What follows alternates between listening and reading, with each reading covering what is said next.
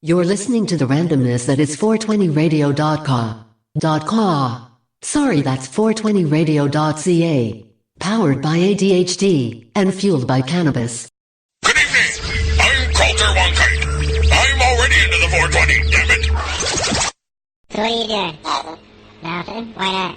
Trying to get on this Lifestyle Radio website. Sounds like a cool website. Yeah, it's alright. Oh, wait, I might have it. You might have it. You're listening to Lifestyle Radio. The opinions expressed during this show are those of the individual participants and do not necessarily reflect the opinions of their associated organizations or Lifestyle Radio. You like music, you like weed, well, we gonna be good friends indeed. This is how much I like more than smoking trees. They'll make you dance the do-si-do and teach you how the chiba grows. Smoke a bowl on the 420 radio show. Because we can't hear it? No, because I removed it. Because it's now 420 radio, and I've been replacing all of our commercials this week and last week, and that's what I've been literally sitting here staring out my window, trying to come up with interesting stuff to do commercials for. Anyways, so this is the 420 radio show. We're live here at 420radio.ca, and I'll say hi to the people in the chat room, which is Hillary and who else? Gee, I wonder. Dale. And no, it's Grateful Newbie. No, it's Dale. No, it says Grateful Newbie. I can read it, dude. It's Grateful. You just got really high. So, I did mushrooms earlier. See? Just a little bit. So we're here with our guest today, who is Paul Hartman. And Paul Hartman is a very good friend of the show and a really cool storyteller. And I tell you, this man's got some fucking stories. He's been around the block. We'll get to that. And also, I want to say hi to Mary Jane. Hi, Mary Jane. I miss you. Hey, guys. Miss you guys. She doesn't have a good mic I miss anymore. Mary Jane, too. It's Robot Mary Jane. I apologize. I know I tried to use my mic earlier, and it's doing some wonky stuff, so I've just got the Samsung headset. So that's better wherever you moved your microphone. Yeah, wherever you moved it to, it worked better. Oh, good. I'll keep it right there. Are you here in Toronto? Not yet. I will be, though. I'm super excited. We've got a show coming up at the Grand Gerard Theatre. I knew that. Well, I hope you'll be there. When is that? It's this Sunday, the 24th, at 7 p.m. Is it weed friendly? It is family friendly, so Cannabis must be just like most other locations outside. But I mean, you know. And that's with your Timmy? Yes, Timmy will be the headliner. Cool. Super excited. Normally he just does hosting, but he'll be doing the headlining this time. Cool. Well, I'll see what I'm doing. So, all right. Mary Jane loves Paul, so she came to say hi because she's bored. Hi, Paul. Hi, Mary Jane. Yeah, because she's bored. You had to add that part, right? She doesn't come around any other time. Yeah, I suppose. Mary Jane and I have a crush thing going on. Dude, everybody's got a crush thing with Mary Jane. I'm sorry. True that, brother. So I found in my refrigerator, a piece of one of Paula's chocolate caramel mushroom treats. Oh, Lord. And it's been in there for a while, so this is going to be like yucky. But I'm going to go eat it. I'm going to have it right now. And while I'm eating it, Mr. Paul, why don't for those who don't know who Paul is, shall I explain or would you like to? Oh, no, I want to hear what you say. Paul is the brother of two very famous gentlemen. One in the record industry in the, 70s, 60s, 70s? Yeah, from the 60s on, yeah. And the other, who more recognizable, his brother Phil. Phil dropped the N at the end of Hartman and became a world named comedian because of SNL, and then of course a show that was tailor made for him, News Radio, where Joe Rogan came out of. Yeah, Joe people Rogan forget came out. Pee Wee's Playhouse, though. Oh, Yes. that's right. Yes, he was. Yeah, Pee Wee's I- Playhouse was the beginning of it all, right? That's right. what started it for him. Yeah, Captain Carl, and he wrote half of the kid shows, and he wrote the pilot with Pee Wee. I forgot he was. Yeah, forgot and that wrote he the was half involved in of both the movies. that. You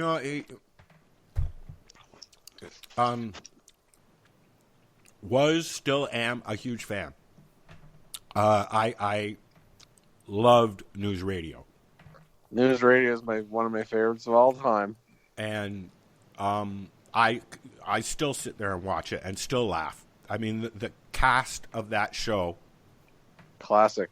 Yeah, that was epic. Like, putting together an ensemble cast like that is so difficult. No, it ranks up there with MASH and the other ensemble shows. Exactly. You know. Cheers, all of it, Taxi, And the whole you know, frickin' thing. I've just I'm up rather early, as I'm sure you know, Paul, and I've started watching reunion shows. Okay. Oh shit. Yeah. I watched the Mary Tyler Mary Tyler Moore reunion show where she moves back, Rhoda moves back to Manhattan, and they become pals again and roommates and blah blah blah. It was kind of cute. I watched the Brady Bunch reunion show. I watched the Happy Days reunion show, and then I watched MASH. MASH was a cool show. I love that. I love MASH. He did a lot of movies too, didn't he? Yeah. A few. You know, he was in Jingle All the Way, which is probably the biggest one with Arnold. He had lots of great stories about that. He said that Arnold, if he got mad at you, he would call you a forehead. And he would go, "What's the matter with you? Some kind of forehead?" It's like, you have a large cranium, you know. And I was like, "Oh shit, that's crazy." Wow. So and I mean, we'll one of the things that I love about hanging out with Paul, be it online or in person, is the stories are nonstop. I mean, he has a lifetime of stories, not just about his brothers. His brother John, is he still in the industry, or he's retired now, or? He's retired. He lives in his house in Topanga Canyon, and he used to be one of the higher ups in the record industry back in the day, right? He was about as high up as you could get. I mean, he got the Heller Award, which in music and agenting and managing is the highest achievement you can get, right? I mean, if you do a search on the Heller Award, you'll see the kind of, it's only an agent, a manager, or a casting director can get it. So, right? you know, I got to know Gino Empri before he died back in the 90s, and he was the booking agent for the Royal York when the Royal York was the Royal York. Right. And he knew everybody, and you walk into his office and there were pictures, and it looked like a deli. Okay. Yeah. You know what I mean? Yeah. Yeah. John, the first artist John signed when he was a baby agent at William Morris was Sonny and Cher. Which, here's a funny story. I don't know if I've told you this. First concert I ever went to was Sonny and Cher at the C&E, back when you could rush the stage afterwards and they would stay and talk to you and shake your hand. Right. Yeah, for sure. That was like that in those days. What was the first concert that you went to? The first concert I went to was at John's nightclub on the Sunset Strip, which was the Kaleidoscope. And before it was the Kaleidoscope, it was the Moulin Rouge, or the Earl Carroll Theater. It was the Earl Carroll Theater originally. And after it was the Kaleidoscope, it became the Aquarius Theater where they did Hair. After that, it went down, and Nickelodeon had it for a while, and now they're restoring it or something back to its original heyday, right?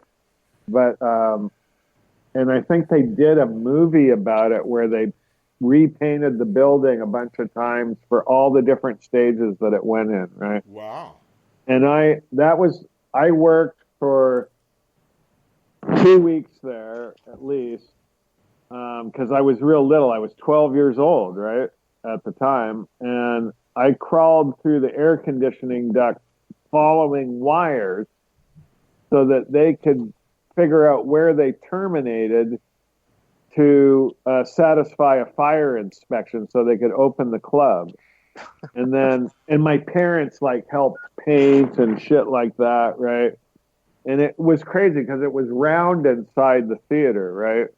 And this is trivia, like Harrison Ford worked as a carpenter there, helping build the dance floor to the place which they had taken out of an old bowling alley in Hollywood and moved it in there and built it in and made this dance floor, right down in front of the stage. And the stage was really fucking cool because they did like 1930s style stage shows in there with music and dancing girls and all kinds of acts. And they had a rain curtain and they had rotating stages because everything was round, right? So they had a rotating ring, and then the center of the stage rotated so you could have another band set up on the other side of the curtain. You pulled it to the center, turned it around. The other band's already set up. You pull the curtain back, bang, back in business, right?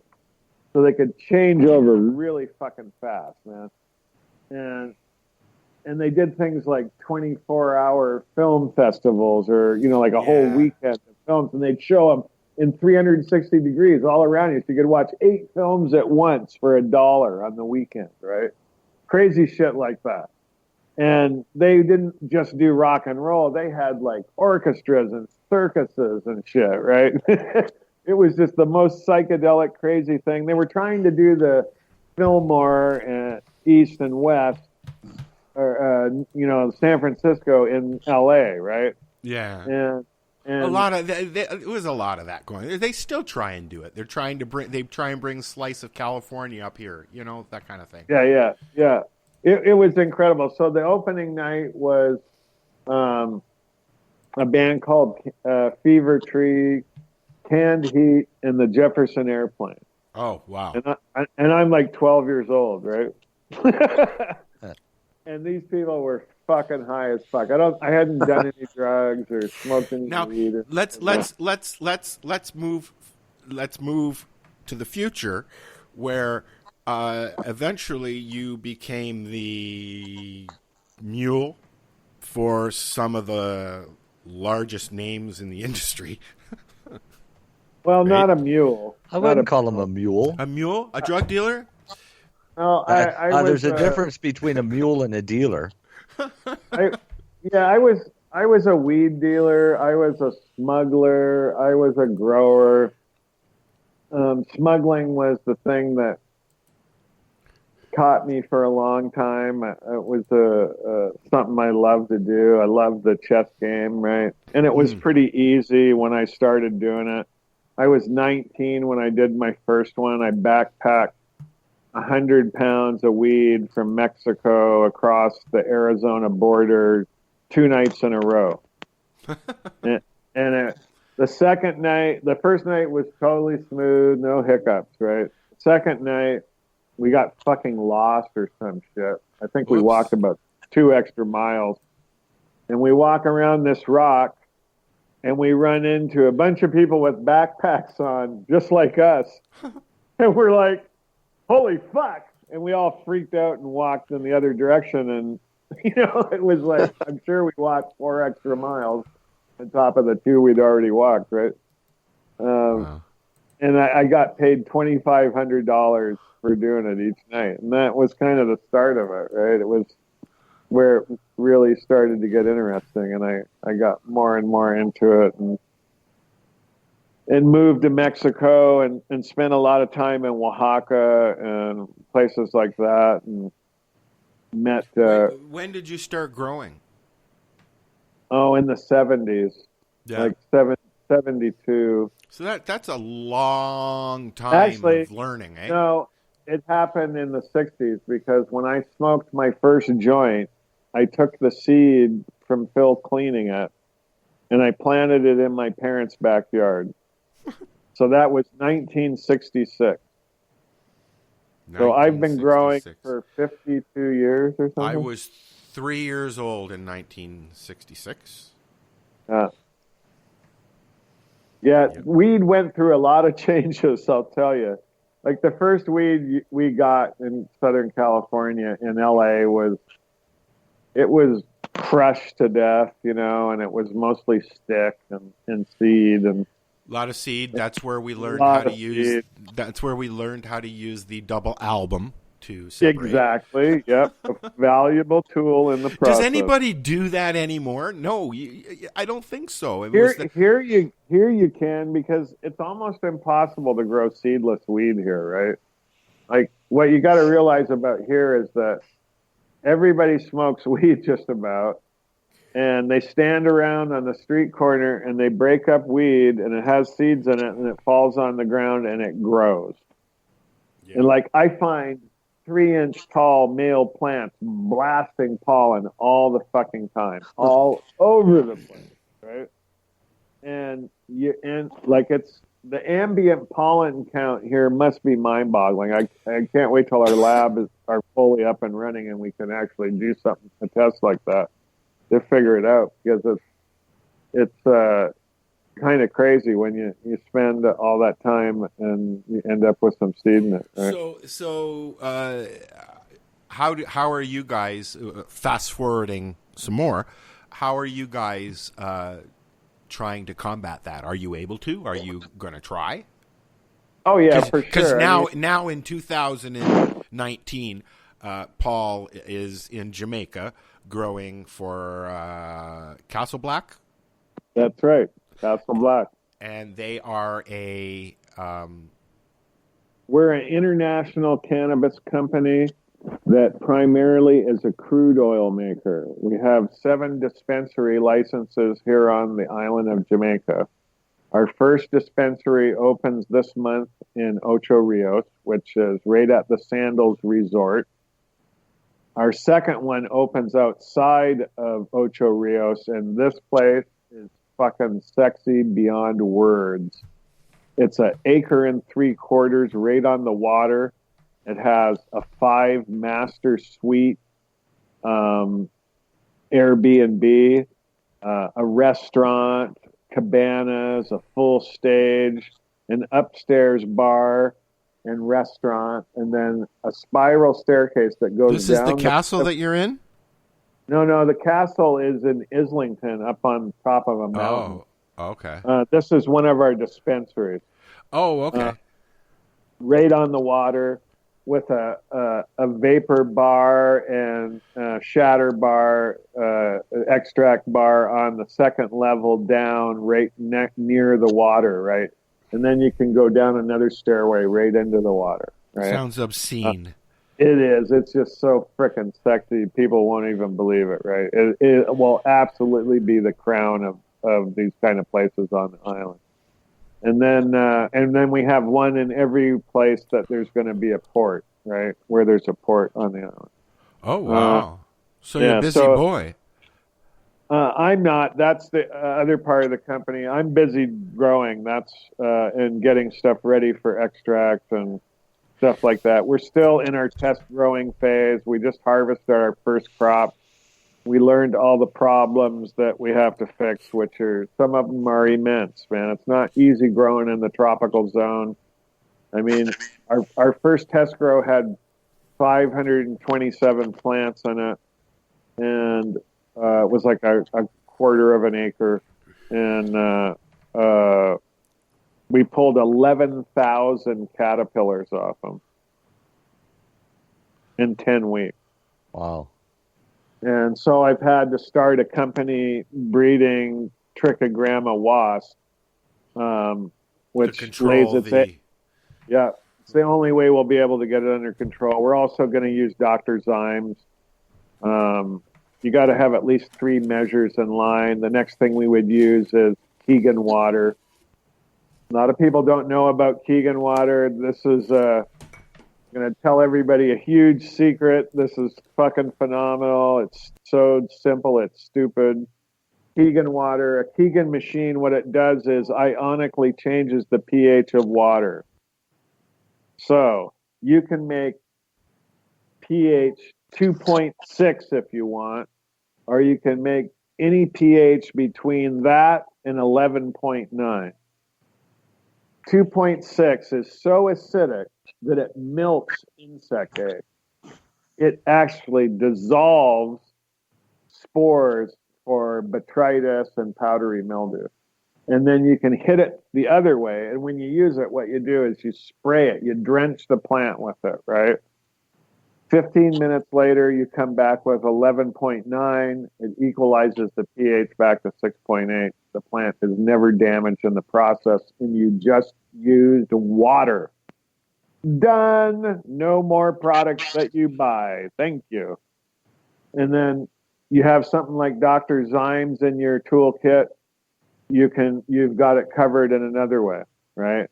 And so you've got the best backup on both sides. You covered a multiple spectrum of problems simply, right? And economically. A Keegan water setup is expensive to get it first, but you never have to buy another one, right? And it is such a simple thing.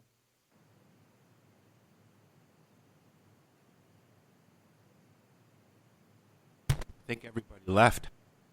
No, we're here. I'm Googling Keegan water. I'm trying to absorb that knowledge. That's amazing.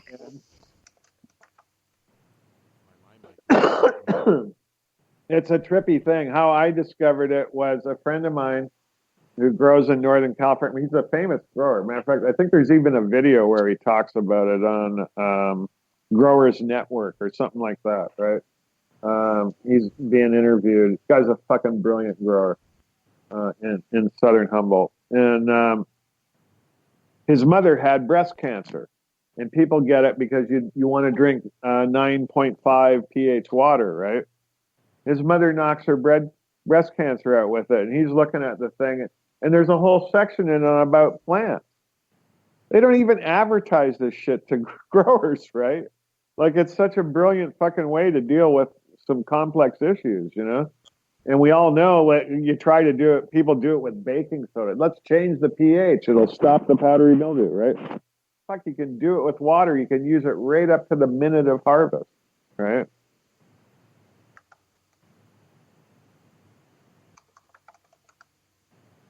Keegan should give me some money for this.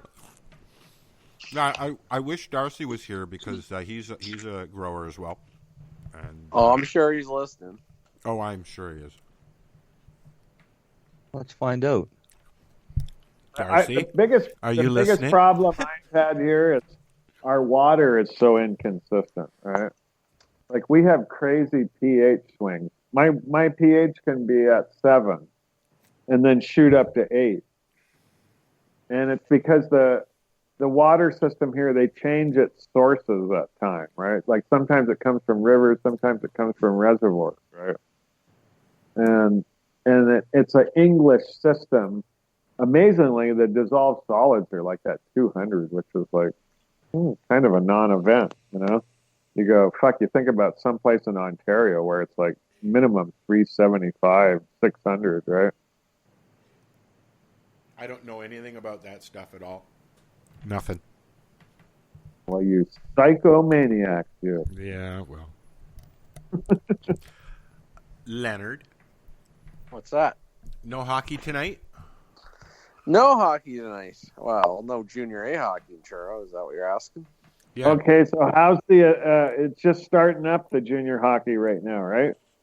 No, actually, junior hockey always starts probably end of September, I find nowadays. So how many games they in now? So how's the attack doing? Are they in the the playing there, or what? Well, I'm in the Nova Scotia League. Who's the Oh, attack? you're way out there. Oh, we're East Coast here, boy. Oh. Hunter and Jesus by. Jesus, man, there's a lot of curlers out there. They're both Marcel. There is, actually. Darcy, They fucking love it out here. Leonard are out. So do they have a Scotia. bong spiel out there yet, like Ontario? Ontario has the first bong spiel. I think we got to bring it here, Marcel. I'm going to take a look.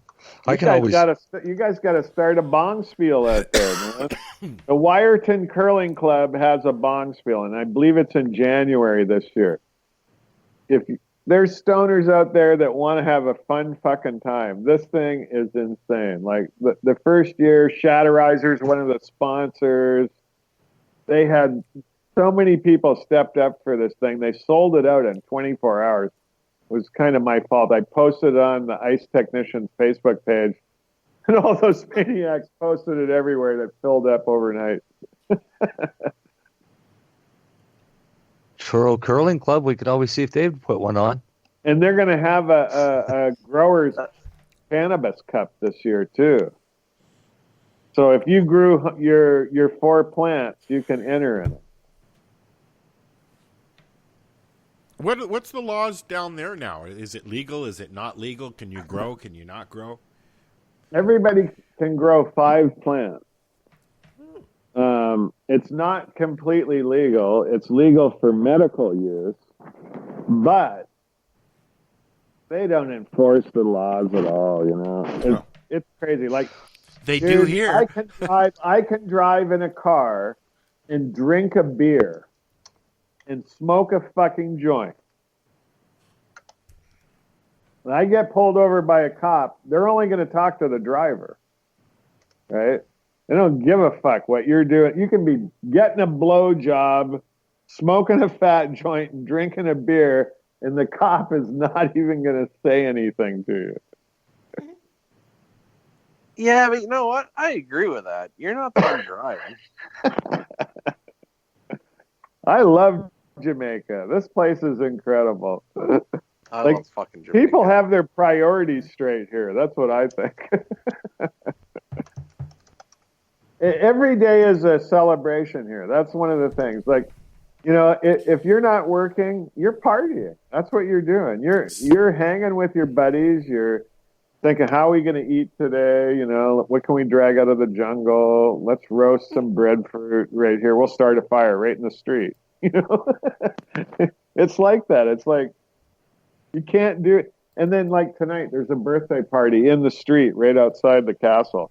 They've got a DJ who pulled up in a vehicle that has an insane sound system built into the whole back of the SUV. And they take all the speakers out and they set them out. And the thing has a light show attached to it. The guy climbs up a telephone pole and bootlegs it to the electricity.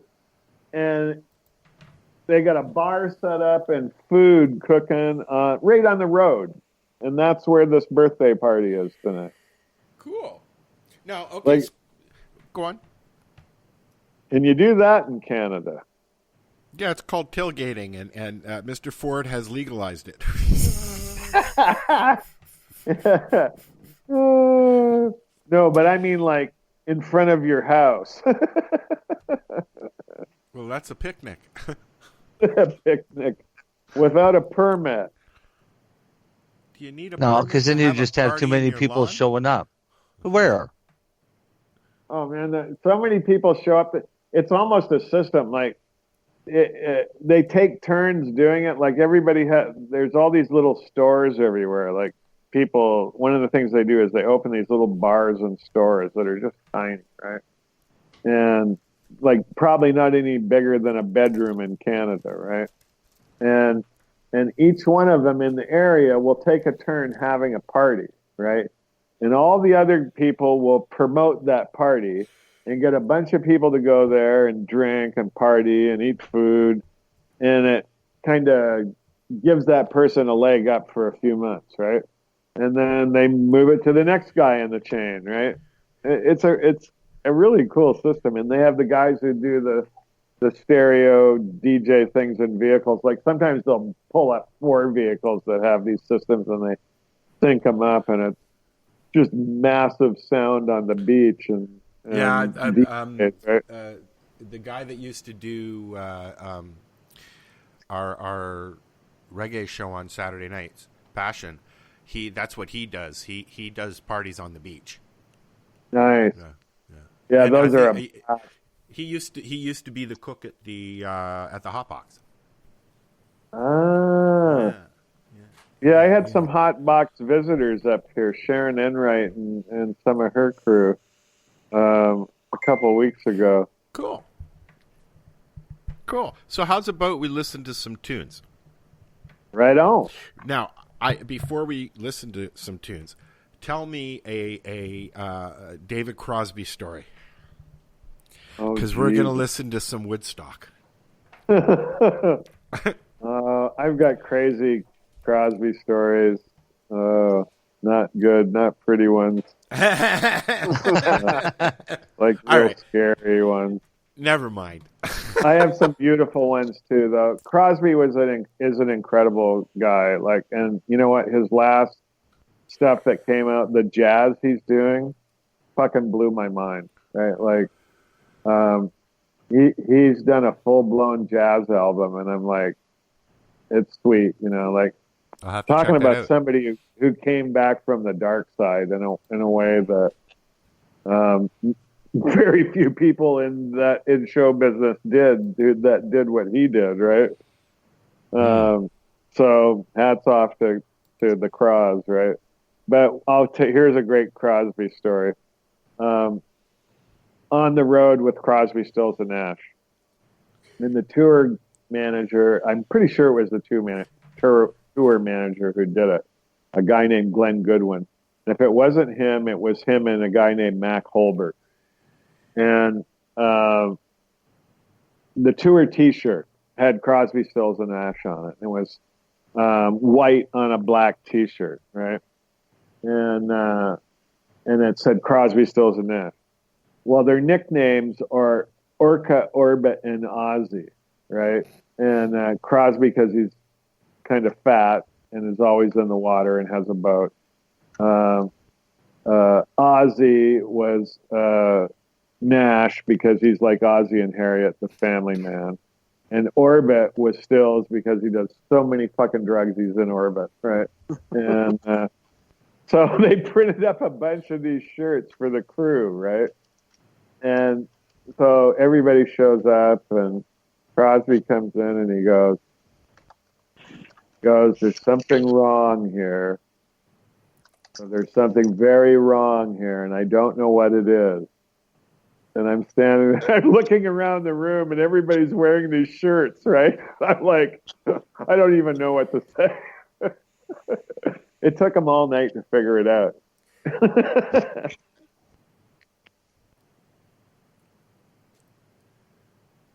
Where's the song? It's coming. You be right forgot, back. Didn't you? You forgot. No, I didn't. I was waiting to see if there was more. Oh. We'll be right back. Hey, this is Cheech. And this is Chong. And you're listening to Lifestyle Radio. What is it? Lifestyle Radio. Say it one more time. 420 Radio? Ooh. Please hang up and try again.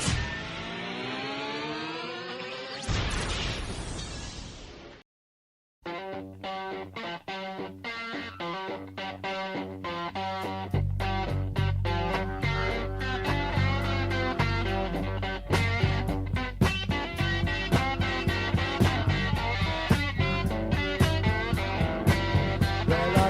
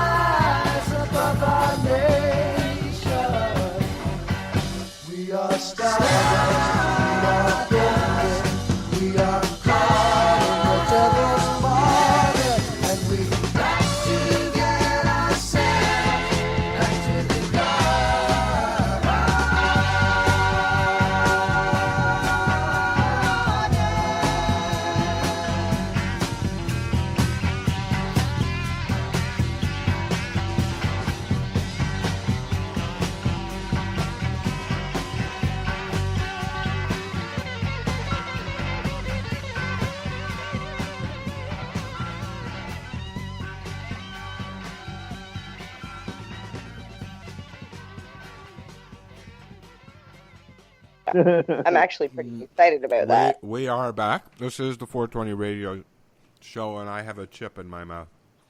I have a chip Mary on Jane my was shoulder. just telling us that she was excited. So yeah. Yes. That's always exciting when Mary Jane's excited. I heard some news that got me excited. So what can I say? Yes. I haven't heard any exciting news in a long time.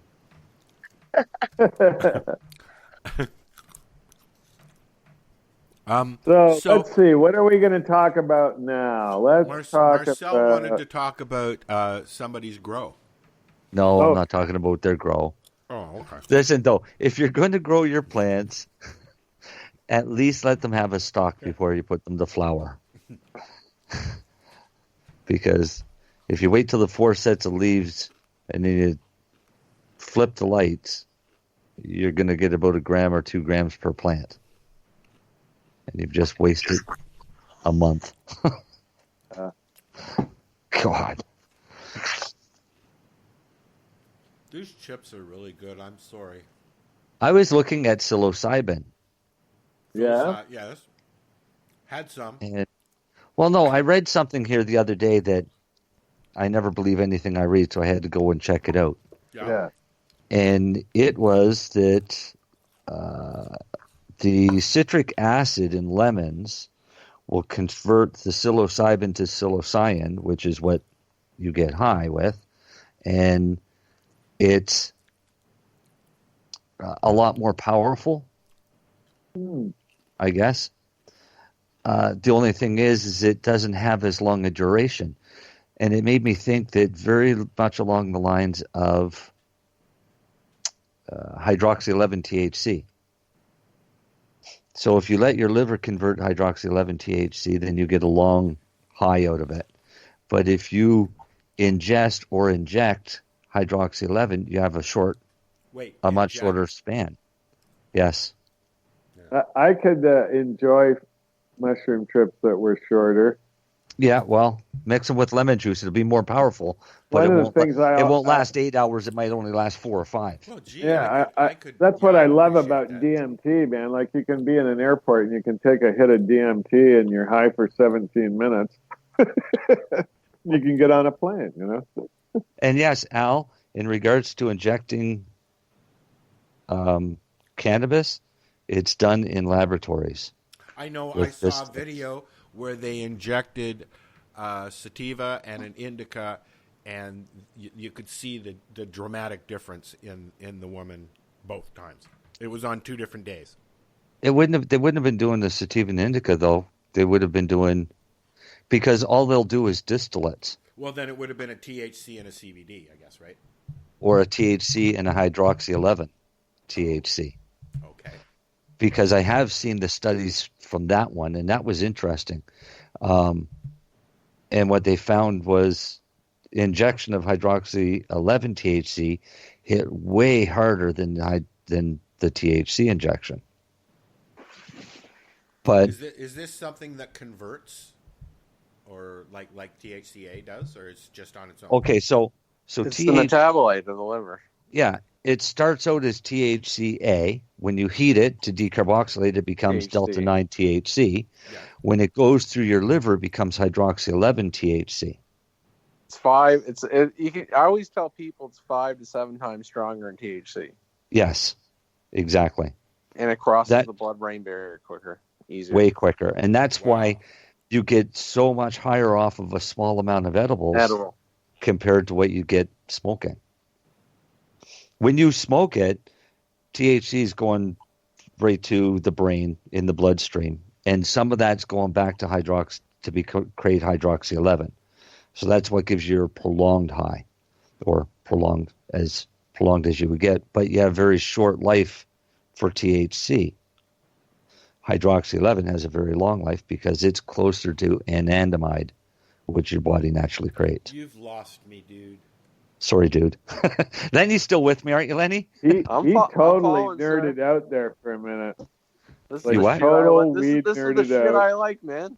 Yeah. I know Paul knows what you're talking about, and Lenny knows, and I'm sure Darcy laying in his bed laughing at us right now knows what you're talking about, but I don't. But yeah, that's but why, I'm that's smoking why I'm an just the oiler host and push Facebooking buttons. at the same time. I just push buttons here. That's all I do.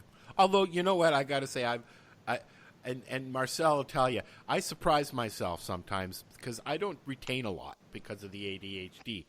But, I mean, 6 years down the road, I'll be having a conversation with Marcel, and I'll be like, I guess I do retain more. But it's... You do. You just don't realize it at the time because you're losing your short-term memory, but it's still folded in there somewhere. Well, you know, I like to fold my bed and sheets now and then, too. So. Yeah, sure you do. I bet if we walked into your house right now, your bed's a mess. No, actually, well, because of the dog, yeah. But I have to make it every morning, otherwise she gets upset. Oh, okay. She digs, she moves it, and then the cat needs, and so the minute I'm out of the bed, they're both in there, dude. And then like this morning, I woke up. Do you have any pets? Oh, you have a cat there, right?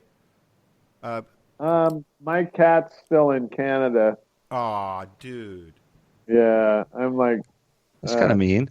Yeah, I have 2 cats here that are local cats that kind of show up when they want to. Not the same, is it? Yeah, because they kind of belong to somebody else then. Well, they belong to themselves here. I've known Rose and Steven all their lives, but I've had Rose now going on. She's 5. I've had her going on 3 years now, and I've had Steven just over a year. And I got Steven because he needed a place to live, and Rose was getting upset when I was in Hamilton, and my sister could hear her barking out the window. So they hang out. Yeah. Cool. So, yeah. Let's talk mushrooms, shall we? Sounds delicious. Do you do shroomage, Lenny? I haven't tried shrooms since I was probably 20, and I think it was shitty stuff anyway because I didn't really even do anything. Soak it in lemon juice. And I didn't bother again. I put it off. Acid. When I was a teenager, acid was the thing. Yeah, that's what I was just going to say. I mean, I did a lot of acid when we were growing up, but I always said no to mushrooms because I don't like when the brain gets grabbed and you have no control over it. But you liked acid? Yeah, well, that's why I never wanted to do the mushrooms because of that. Oh, right? yeah, so but I said it's not no, the and same. and I said no, and I said no, and I said no, and then one day Paula said, "Here, try this." Yeah. And now I have been, and the reason I'm saying is that I have been microdosing. I only do 0.2, 0.3, maybe 0.5 at the most. How often? Every other week, maybe twice a month, maybe once a month. It depends on how I'm feeling. It knocks my depression out the fucking door. Research is showing that a microdose once a week will stave off depression and PTSD. And it is. So do you get any high from it at all? I'm higher than a kite right now. My head is but tingling. You just ate more than a 0.2 because you just ate that chocolate. No, I only had half of it. Oh, I've had. I remember the show. I don't know if you heard it, Lenny, but I did one of the first shows I did at Gunjanistas. I did maybe 1.5 grams, and wow! And then it was only a fun show for Al. The first time I did it was with Madison Baines, and she and I did it with the other gal, I can't remember her, Lake and Lee. Yeah. And my God, that was a fun show for me. For you? No, hey, come on. I listened to it after, and it was a good show. All of us. You were there. It was a good show. You were there, what do you mean? weren't I you, know Mary I was Jane? there. No, Mary Jane was there. No. MJ didn't make it down for that one. I was there for the one later with Madison, but it was very interesting to listen to you say, nice "You nipples. are such beautiful ladies. No, I can't get over how gorgeous you are. Okay, I'm being nice. Let's keep it nice. I'll tell you what I said. I told her she had amazing no. nipples. They need to go back. They need to go back and listen to the show again. I listened to it, and she listened to it, and it was not a bad show. It was a good show. I was surprised. I hit all the cues. I hit the buttons. So Lenny. Yes. Do you know who Madison Baines is? I do not, actually. Madison Baines is one of Naked News. Naked News girls. Okay. Yes. And they were doing a photo shoot there, and then she stayed to do the show. And we did mushrooms. And then she went on her Instagram Live. My God, they both turned their Instagram on. We had 1,000 people watching us, for fuck's sake. It was hilarious. It was They turned it on so I could watch what Al was doing. Al just spent the whole night drooling. So. Oh God. Are you sure that was the mushrooms? Yes. Oh.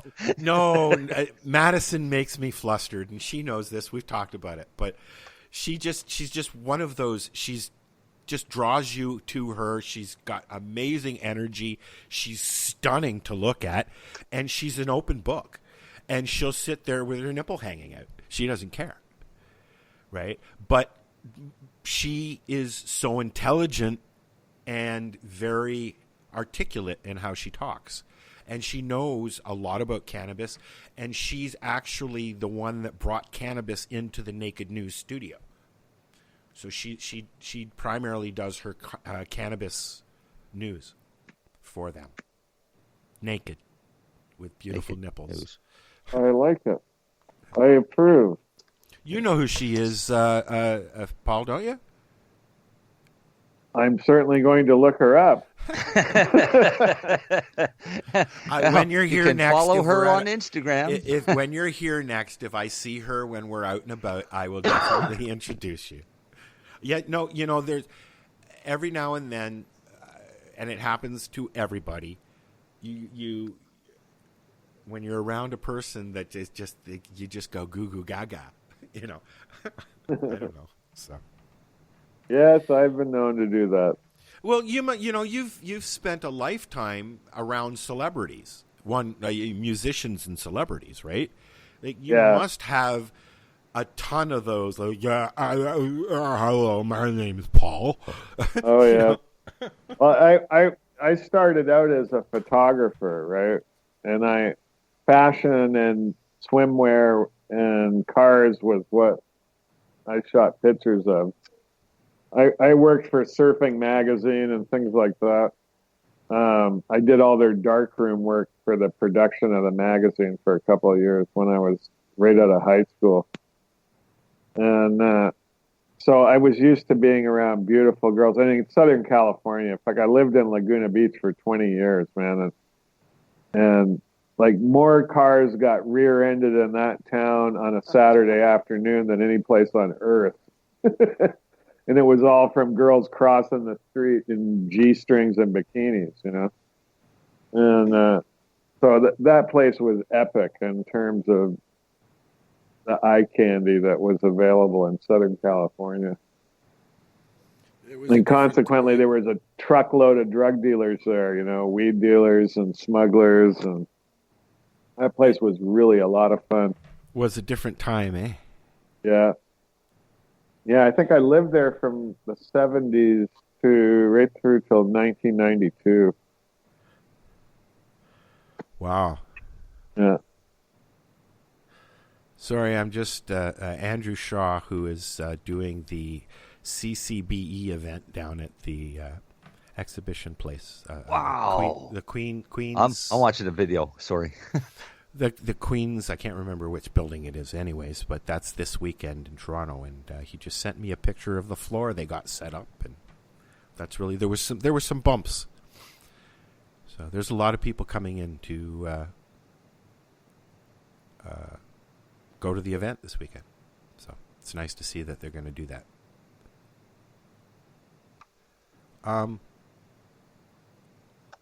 What else do you want to talk about? I don't know. I'm sure it's video right now. Nipples? Mushroom. Let's talk more about mushrooms. All right. Let's. Okay, tell me something. Let me ask you a question. Something that I would usually ask Paula, because she's my mushroom go-to information person, as is Marcel. But I'm with Paula more than I am with Marcel.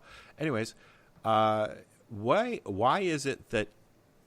I guess it's a stupid question, but I've noticed that there's very different strains that do very different things. Effects, right? And Yeah. it's the same as cannabis. Effects. Yeah. That's Yeah, the word. you look at what's available, and most of the time it's cubensis, right? Which is the one that gives you the yawny things, and when you're coming on, we had some chocolates that had a little bit of everything, and then there was some Hawaiians and some Bolivians and some of this and some BCs and stuff like that, and then most all of those are cubensis, right? Yeah. Okay, those are all in. That's what I was getting at. They're all in the same family. Yeah, they're all in the same family. Some stronger than other those, like the Hawaiians. I didn't like the way that it made me feel. Very jittery. Yeah, that's that cubensis thing I'm talking about, where you feel like you have to stretch all the time when you're coming on, and it gives you the yawn and stuff, and you kind of got this body thing to it. That annoys the shit out of me. And so Cyanescence is the one that, of all of them, that is the least that way. And in North America, all you have to do is get a bunch of fir wood chips from the fir tree, right? And you put them in a garden outside your house, and you water them starting in the spring, and you'll get a blast of them sometime during the summer, right? And because they're endemic to the fir tree, right? That's what they grow on. It's fir wood chips. Oh, really? This one grows on a tree. Yep. It's the only one that grows on wood, right? And it is a smaller mushroom, but it's a prolific fruiter during the right time of the year. In Ontario, it would do really good, right?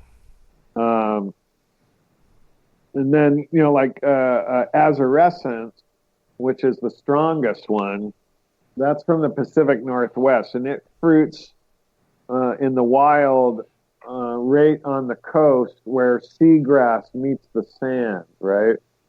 And that was one of the ones that Paul Stamets named. He named that after his son, Azure, right? So he named it azarescence. Yeah, and then it kind of spreads out. There's the African strains, the Thai strains. I mostly grew Thai strains because they worked really good in the heat. Southern California, where my farm was very hot. In the summer, it would get up to, 118 Fahrenheit. So it was always an issue trying to. You need the heat, don't you? No, you don't need the heat. Okay. You're trying to mitigate it a lot.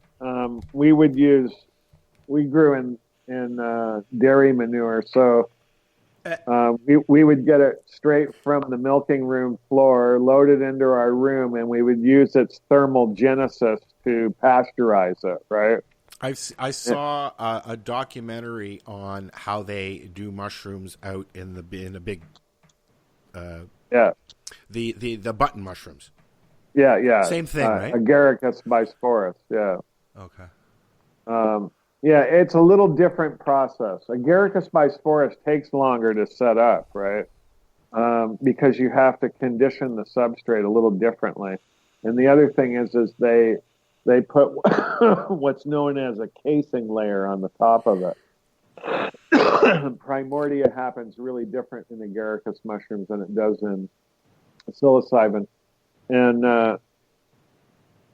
you don't need to put a casing layer on the psilocybin. And when we would do it, what I discovered in my last big grows that I did of it was that the bigger the contiguous substrate, the larger your yield, right? Because mycelium has a thing about sharing nutrients across a span. So we went from individual crates and stacks to long shelves that were all metal racks with metal sides. I've it seen would that. It would fruit 360 degrees around the stack. There would be mushrooms hanging upside down off the bottom of it, right?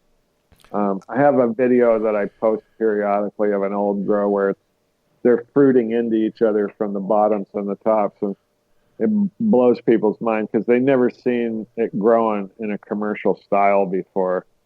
In a very small space, I would grow 2,000 pounds wet and then dry it to 200 pounds. And the nice thing is that the whole thing happens in 30 days, and the time of exposure where it can be identified as something illegal is relatively short compared to the output, right? So it is a safe venture in that sense, right? Because a cop can't walk in and say that's what it is, right? If he doesn't know what he's fucking looking at.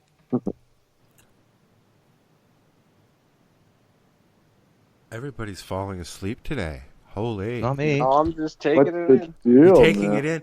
So Lenny. Yes. You've not done them in many years. I tried it once and I didn't. I was fucking. It was my friends, man. We were like just in first year university. They're probably fucking not even real. Well, gave him a cremini. I also had a paranoia. My grandfather scared me when I was a kid. Is like, you gotta be careful with mushrooms. And Harvest Fest, buddy. What? Shrooms? Harvest Fest. Yep. Around the maybe. Fire. Last year. It's 2 years ago now. Yeah, so you're coming to Harvest Fest. Is this official? if I can. Yeah, if I can this find is like some money. this is breaking news now. Yeah, sure. Yeah, real breaking news. Yeah, call CNN. Al's going away. You were a little bit uncommitted last time this came up. It's all about money, buddy. That's a long Start saving pennies now. Yeah, I'll get right on it. Sure. Hey, have you thought about walking along the ditches and picking up cans? and you laugh, but I'll tell you what happened. Cans for Harvest Fest. Yeah, I knew a guy that was a hockey coach, or not a hockey coach. He was the timekeeper for the hockey rink. And he was a pretty big guy, and he started losing all kinds of weight. And I asked him how he did it, and he said he started walking. Yeah. Him and his wife go walking every night, and they pick up cans and bottles. My dad and I used to go out when I was a kid. We'd go to the park, and on a Sunday, we'd take a bag with us, and we'd go into the bush and gather up all the beer bottles and cans from the kids drinking and partying on the Friday night. Sure. And so, yeah, no, I know you can make a buck. You can make a buck, but it's a lot of good fresh air and healthy for you. And it's what my dog is for, dude. Yeah. So what's everybody smoking up there now? Hash and oil. Hash and oil. I'm scraping out old Shatterizer pods and filling them in another one and smoking them. Have you tried any of the Shatterizer little tablet thingies? The dab tabs, no, because they're not available here yet. And I haven't been over to see Matt since that shit went legal, so I don't know what's going on and why I haven't got one yet. I really want to do a line of shatter for him from down here. Like that's one of my goals I'm working toward with him. And we just got approved this week with our lab. So oh, awesome. Yeah, that was a big deal. Expensive. Everything's expensive here. All the approval stages cost a ton of money. Let's move to Thailand. Yeah. Let's move to Thailand. Hey, haven't you seen what Thailand's doing? Every government will screw it up somehow, man. Like they just legalized, did they not? No, they legalized homegrown cannabis for medical purposes, but you can also grow your 6 cannabis plants and sell it back to the government. Oh. So it says, here's what it says. Thailand seems to be accelerating the medical marijuana legalization process to allow its citizens to home cultivate 6 cannabis plants and sell them to the government for medical cannabis production. Wow. This is one of the articles that I put in our chat, right? Yeah. Yeah. Yeah, I know you don't read them. Yes, I do. You just put, that's a good headline. Marcel will read it. Ow, ow, ow, ow. I'll have you know that I listened to it text to audio. Okay, so according to the words of Health Minister Anutin Charnaviar, Thailand is to legalize the medical use of cannabis. What's more, he believes cannabis is to become one of the main agricultural products among the Thai households, and adds that Thais will soon be able to plant cannabis in their gardens as if it was any other greenery. Now, will they allow them to put them in their front lawns, though? I think they're going to allow them to grow everywhere. Anywhere. Yeah. Awesome. Everybody grows in Jamaica. It's like where I live, it's like... Yeah. Apart from the approaching regulation, Thailand has recently built one of the largest medical cannabis facilities in Southeast Asia. At the moment, 12,000 cannabis plants are being observed by government officials who predict these plants will produce enough medical cannabis ingredients to fill 1 million bottles of cannabis oil within the following 6 months. Wow. Yeah. Excellent. Now that sounds like there'll be an overage of cannabis, just like there is here. Sorry. That's what they say. There's now an overage of product. Oh, mediocre shit cannabis. There was never a shortage of cannabis. Well, that's what they said. The black said. Market. No, the only shortage was the licensed producers couldn't supply the stores.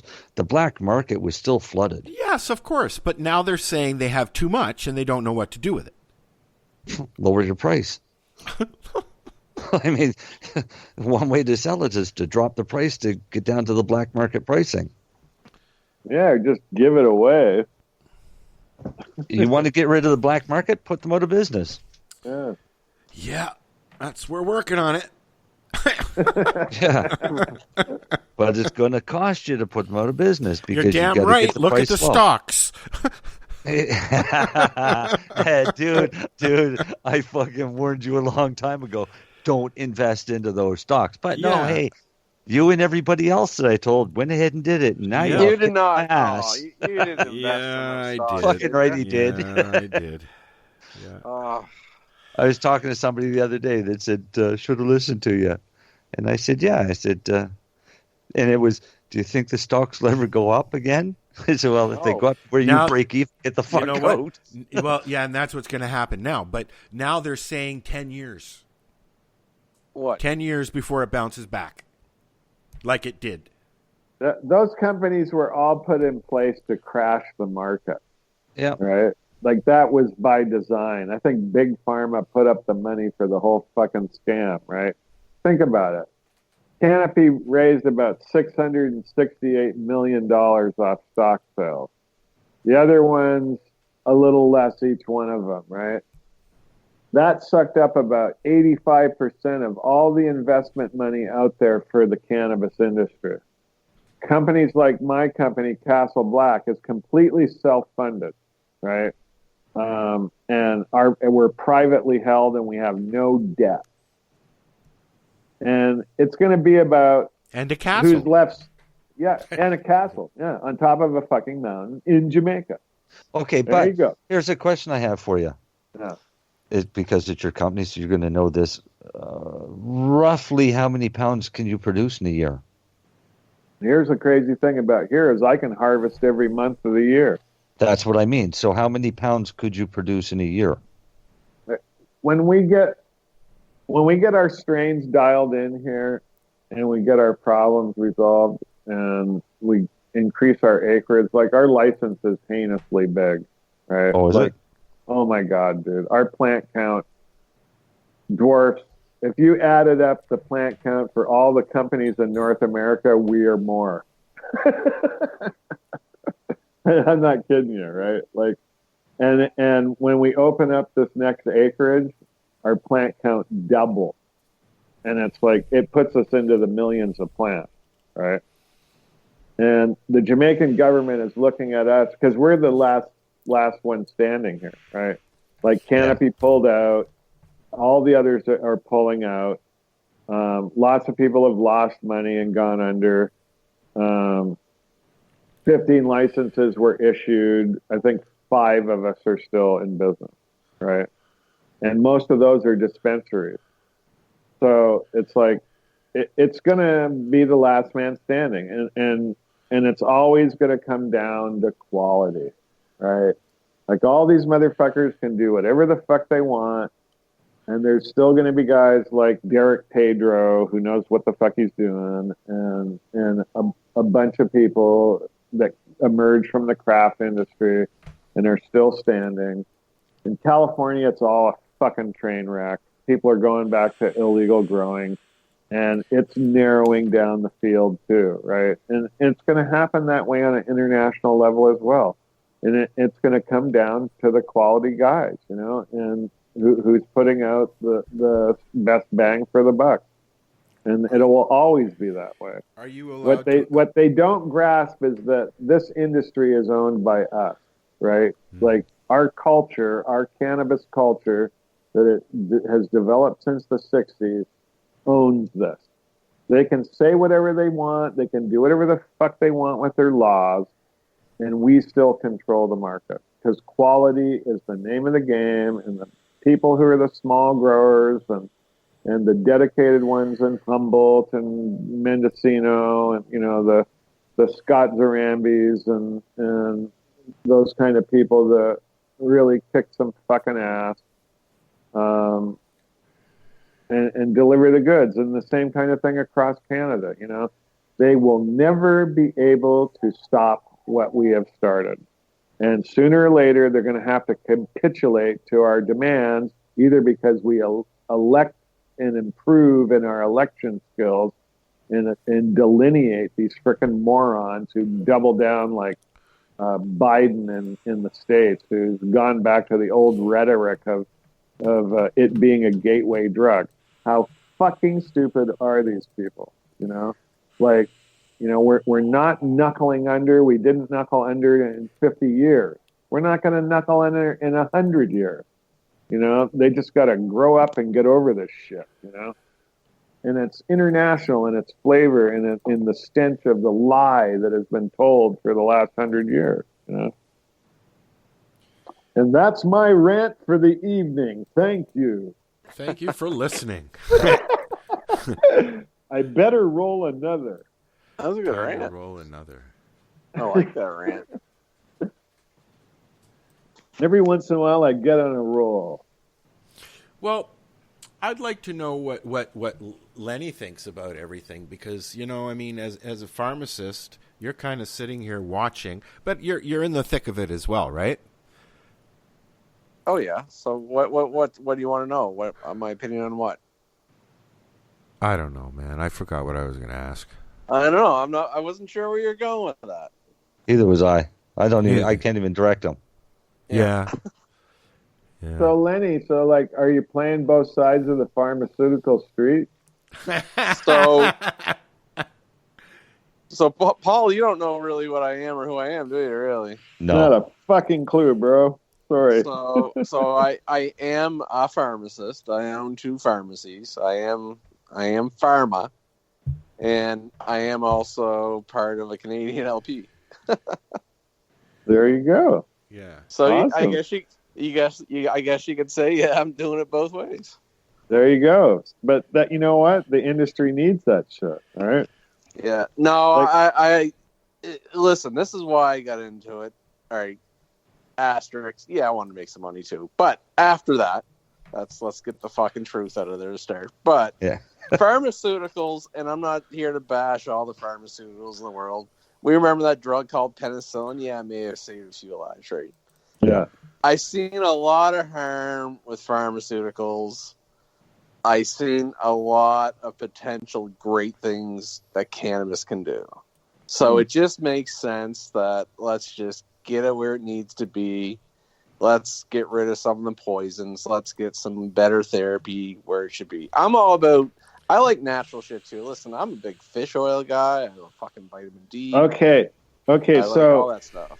Okay, so I got something to tell you. Like, so when I get here, right, I get to Jamaica, right, and I'm like, and like Jamaica is this crazy place. Like, the British came here, and they brought every fucking plant from the tropical zone to here. Like, there's literally a different fruit for every day of the year here. Almost every plant here is a medicinal. So consequently, all the medicines here, all the native bush kind of medicines are all ferment. They're all probiotics. And I like that stuff.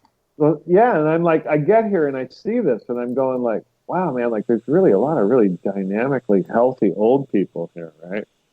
And I'm going like, that's really trippy in a third world scenario, right? And then you start like, there's fucking noni here and shit like that, right? That came from Tahiti, you know, and breadfruit and jackfruit and you name it. It's all fucking here, right? And then there's like trees like the guango tree, which they use the root, they use the wood, they use the bark, they use the flower, they use the seed pod on it. All of it has a different medicinal property. And it's like one of the things I'm really excited about is getting our lab set up so that we can do PCR testing and gas chromatograph and those kind of things on plant medicines here and see what the hell is in these things that everybody's using. Yeah, no, and that stuff's cool. And to me, and to me, a lot of that stuff, yeah, it's nice to isolate what it is, but there's something to just using the whole plant, the traditional medicine, the mother nature of it, right? When you start concentrating and manipulating, and that's where you get the side effects. And that's what besides cannabis, that's why I always joke about supplements or botanicals versus a drug. Right. Like one of my favorite supplements out there is L-theanine or GABA. Right. And they're actually, they'll chill you out, a little bit of anxiety. They actually work on the same receptor as fucking Valium, but Valium will strangle, hold, and choke off the receptor, almost kill it. So that's how people get addicted. Whereas the other one just gives a little pinch, a little massage, chill you out. You're not going to get hooked on it. Like you were saying, like when you use valerian root. Yeah, valerian's awesome. It's a totally different ball game, and they make Valium out of that, right? Yeah, exactly. So it's like when you go back to the root of a botanical treatment, you really discover some amazing properties. And I think the best thing about it is your body doesn't greet it as a foreign invasion, right? No, it's true. It's true. But the main thing is, like I say, what it is, just because of pharma, everyone's trying to patent something. So it's all about concentrating it, manipulating it chemically to get it an isolated entity, and then it's yours. And that's just not the way they should be doing it. Just do it right. Yeah. Totally. I agree. But yeah, so much cool stuff happened in mycology, you know, with Paul Stamets and I got to listen to Paul. I just Joe Rogan was who introduced me to Paul last week. I started listening to him, but I got to get into his books. I started listening. That guy was cool. I went to school at Paul's farm. And, yeah, when I first started getting into mushroom growing, I took two courses at his place, an introductory course and a master's course, and then I took the Pennsylvania State short course, which was a week on agaricus button mushrooms, and then but it turned out that Paul and I knew each other, and it was crazy because if you read any of his books, in the front there is a dedication to the warriors of Harong Do, which is a Korean martial art, or what they call the Korean war art. And he studied with Master Jubong Lee. And so I went to a thing called the Aspen Academy of the Martial Arts, and I was studying Tai Chi and Choi Lei Phut Gung Fu there. And they also had Harong Do, and they had Aikido. And so I read after I went to my first course, I read his book, and I read this introduction. I was like, wow, like, martial arts is a really small world. And so I sent him a note, and I said, I'm friends with Bob Dugan, who studied Harang Do. And he says to me, I can kick Bob Dugan's ass, right? And I go, that's crazy, because I know Bob Dugan killed a guy, right? He hit the guy so hard in the face that it split his face in half, right? And so, I laughed, and I said, wow, I said, I photographed everything at Aspen Academy of the Martial Arts that they did. And he said, I was there. And I'm like, what? And it turned out I had photographed him doing these jumping, diving rolls over a stack of guys, right, that were kneeling on each other's backs in a pyramid, right? And they were like 6 feet in the air, and he was jumping up in the air and rolling and coming up standing, right? And he had hair at the time. That was why I didn't recognize him, because he was pretty much fucking bald when I met him. And I sent him the pictures, and it was like we were kind of instant old friends after that. Well, you're a mushroom expert. What's your thoughts on reishi? Or reishi? Oh, reishi's great. I mean, that's what I take it daily. That's why I was asking. Yeah, it's an anti-cancer. It's high in polysaccharides. When I got into mushroom growing, it was because of the anti-cancer nature of mushrooms, and I knew at some point, I was going to face that, because most everybody faces cancer at some point. Yeah, I take it for the cancer, and I take it for the immune modulation of my cortisol a little bit. So I actually take it as a capsule, but I got into the reishi infused coffee shit too, so I drink that every day. You know what? I'm amazed at what a good mood leveler it is, right? Like, it really emoliates anxieties and things like that. And they say it's an antidepressant, right? So it's for anybody having those kind of issues, it's a really good alternative to anything chemical, right?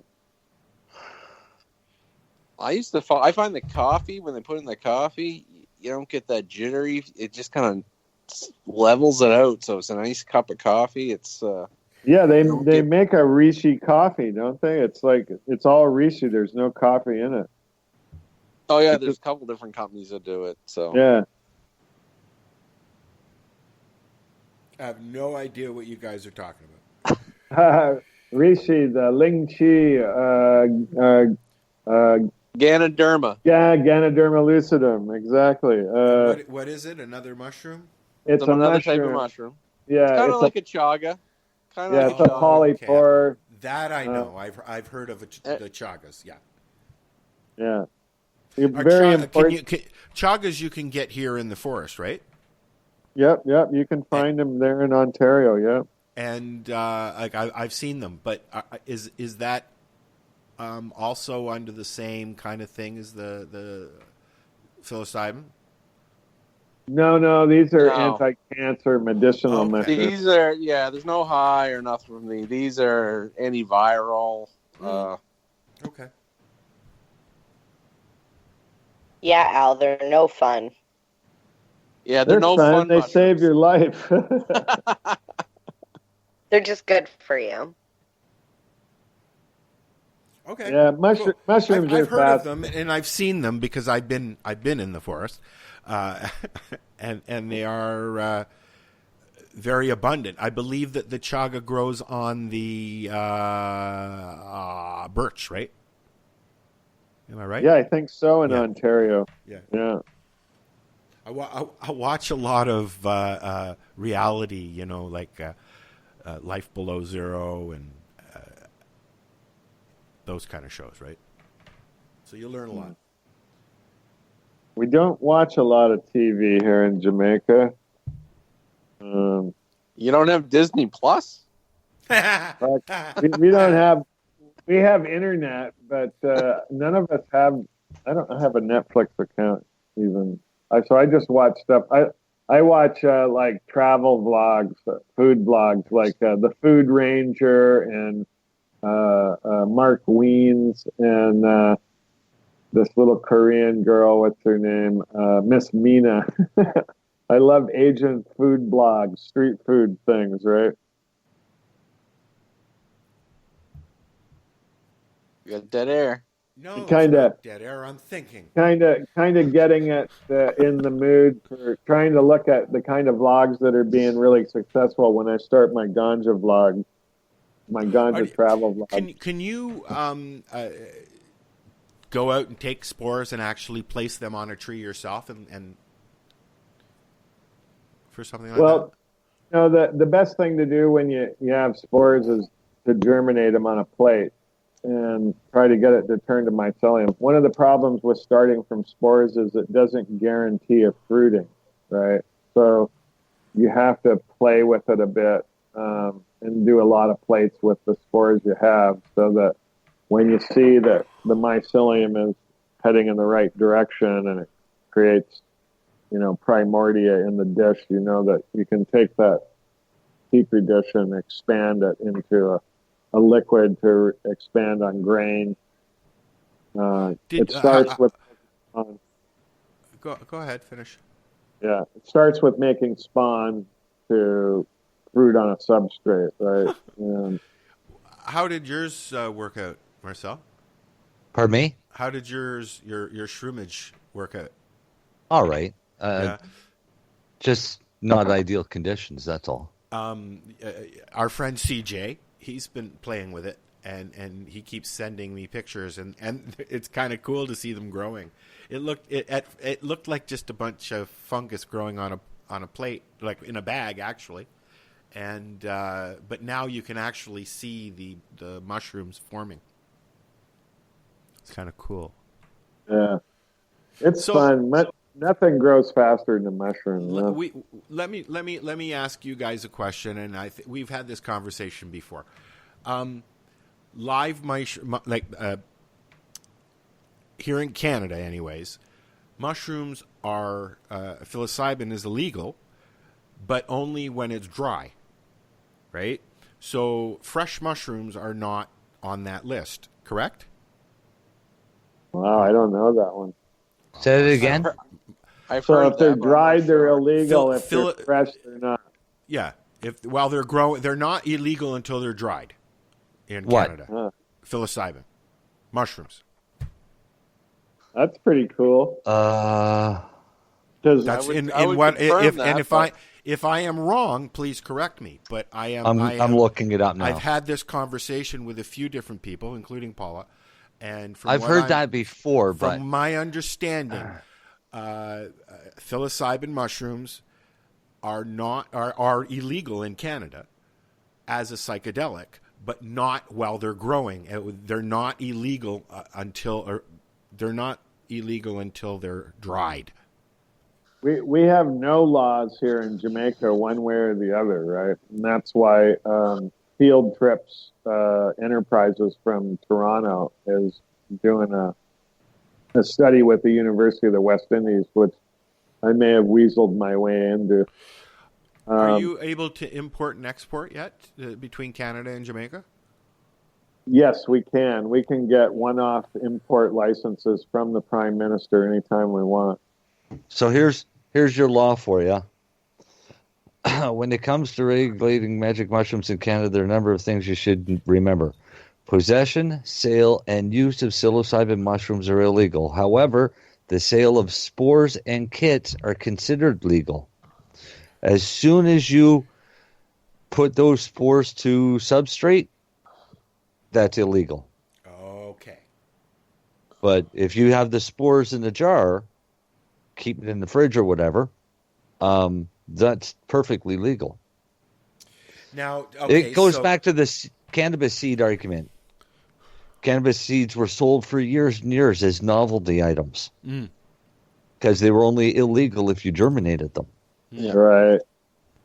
Now, and poppy seeds, the same thing. Like same thing for poppy seeds. Only if you score the pod is it illegal. Yeah, we used to have the ladies at the building that I lived in up north there they had a bunch of poppies growing, and they would grow right through the whole thing, and split and fall off into the ground and start again the next year. But if you had done what you do, you could have produced them, right? There's different strains of poppies as well, right? So some don't get you high, and some do. They all have opium in them. Every single one of them has more or less in it. When I injured my back really bad in my 20s racing a guy on a horse and the saddle came off the horse, the cinch broke, and I destroyed my back, right? And I used to make poppy pod tea. Holy fuck, man. That shit is potent. Like 3 pods, knock out any pain you have in your body. It's being able to handle the level of illness you get from it, right? Well, that's how they started using it, right? Just on the fly. Yeah. You needed something, you went to the plant, you got something. Yeah, exactly. Right? Let's go back to the spores and stuff like that.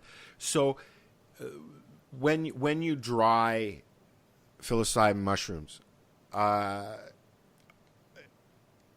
they more potent then than when they're live? No, they start to degrade as soon as you start to dry them, right? So they're more potent than when they're growing. Yeah, exactly. And you know what? The mycelium in the bed has as much psilocin in it as the mushroom, right? So if you were extracting it, you would just take the mushrooms and the whole block and extract it, right, after it finished fruiting. And but they say as soon as the cap opens up, that you can see the gills, then you're already losing potency. Yeah, you never want to let the cap open. You got to pick. And the other thing that happens when the cap opens is it sporulates, right? And everywhere a spore lands on the substrate, a mushroom won't grow. So you slow down your production, right? So you got to pick every mushroom before it cracks its veil. So that would be like the hemp to the mushroom. Hemp to cannabis as mushrooms is to the spore. Yeah. So you learn something every fucking day here on this show, don't you? There you go. I try and learn something new every day. Well, then you have to start doing the show every day. Well, if you don't learn something new every day, then you wasted that day. Good point. Yeah. Now I'm really depressed. It's pretty hard. You're in Canada, dude. It's mushrooms. winter. Depression's right around the corner. There ain't no winter. There ain't even a puddle out there right now. Oh, Lord, huh? Believe me, the you puddle got will snow be out east yet? No. Actually, I'm going to lie or tell the truth on that one. There's a bit of snow on the pass. There was a foot here last week. There's just a skim on the trees and stuff. It looks like they got it sometime today. It looked like a winter wonderland here last week, and it just in a 2-day dumping, basically. And now there is nothing. It rained yesterday, some of the day before, I think. Yeah. Yep. So let's listen to another song, shall we? Song? Sure. All right, I pulled up, since our guest is in Jamaica, some Bush Doctor. And Peter Tosh is somebody who I used to go and see at the Forum every year when he came.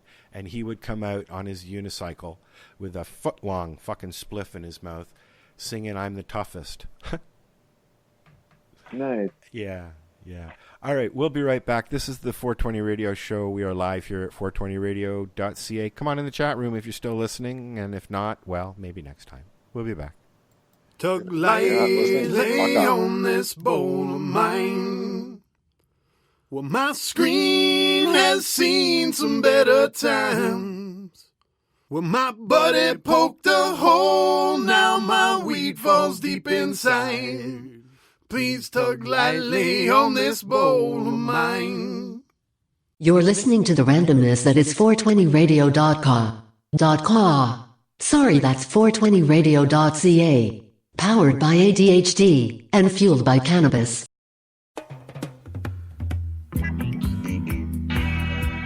Warning. The Surgeon General warns. Cigarette smoking is dangerous. Dangerous. Hazard to your health. Does that mean anything to you?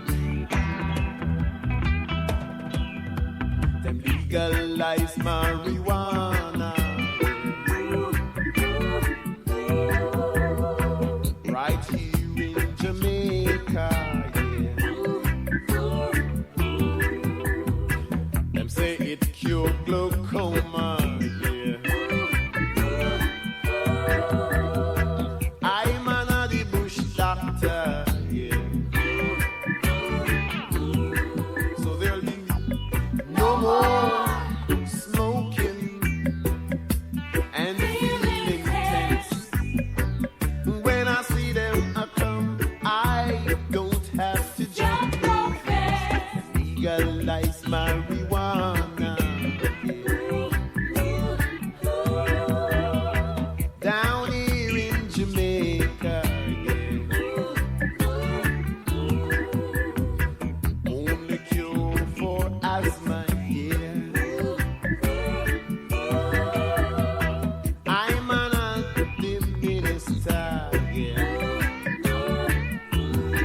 So there'll be no more police brutality, no more disrespect for humanity. Legalize marijuana, yeah. Down here in Jamaica, yeah. Can build up a failing economy, yeah. Eliminate the slavish mentality. So there'll be no more illegal humiliation and no more police intervention. Legalize marijuana down here in sweet Jamaica. Only cure for glaucoma. I'm an Addy Bush doctor,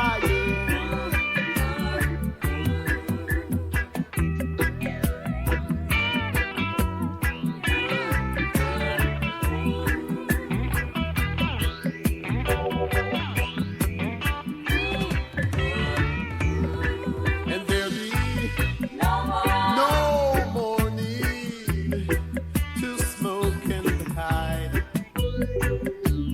When you know you're taking a legal ride, so legalize marijuana down here in Jamaica. It's the only cure for glaucoma. We are back. And didn't Mary know where Jane we're had to leave, so she says goodbye to everybody. Her phone died. She Hi, Mary Jane. Yeah, her Samsung threw her out. Samsung. Samsung. Doesn't she have an Apple? I don't know what she has, dude. I think she's got an iPhone. I miss Darcy. BlackBerry. He's not really. I mean, he can't. If you throw a hard enough rock, you won't miss him. What a Darcy. You would He hasn't enjoy. been text or anything, has he? No, he was in the chat room because he saw Mary Fancy Jane's guest. post, and that was it. I really No. miss Tracy and Dave from. Did they move to Malta or? No. They just went on a trip. They're back in Hamilton, up on Back the at mountain. Hammy. Hempleton. Yeah, in Hempleton. It's not Hempleton anymore, man. No. Yeah. Unfortunately, I don't know if you've... No more 80 dispensaries. No more 80 dispensaries. No more Gunjanistas. We're selling everything off this weekend, and then that's it. No more Ganjanista? Yep, we had to give up the building. That was part of the get out of jail free card, I guess you could call it. So, anything good for sale? Nothing that you would want to come, 2,000 miles for. No, you can bring it down to me, though. Yeah, sure. Yeah. Yeah, in July. Kind of like you bringing down my little cone filler. Cone filler? Yeah. Oh, yeah. Yeah, well, you got it. Yeah. You got it. Yeah. Do you use it? No, really, not anymore. It's another one of those, hey, that's a cool-looking gadget. What a waste of fucking time. That's what I'm going to look at them all now. If somebody shows me, oh, this is a really cool gadget, yeah, it's a waste of time. Yeah, you're no fun to do reviews with. Why? Just because they tell the truth? It was awesome. It's a great novelty awesome. rate. Yes, and that's all they are. Is it something that you would use every day? Not a fucking chance, because the first time you had to clean it, you would be so pissed off. Oh, yeah, it was a bugger, eh? Mm-hmm. Al just gave me a lead into something we were discussing. What was that? Gadget, yes or no? A useless gadget, yes or no? The record player. Oh, okay. Yes. Useless gadget, yes or no? No, because that was a good segue. You're learning, Lenny. Yes, I'm getting all this fucking radio host shit down. You're getting all radio, yeah. Does he walk around talking about ideas at work, Marcel? We should talk about this. I like to come up with strain names. We talk about way more different things than this show. Oh, so what kind of strain names have you come up with? Try not to violate the Cannabis Act strain names.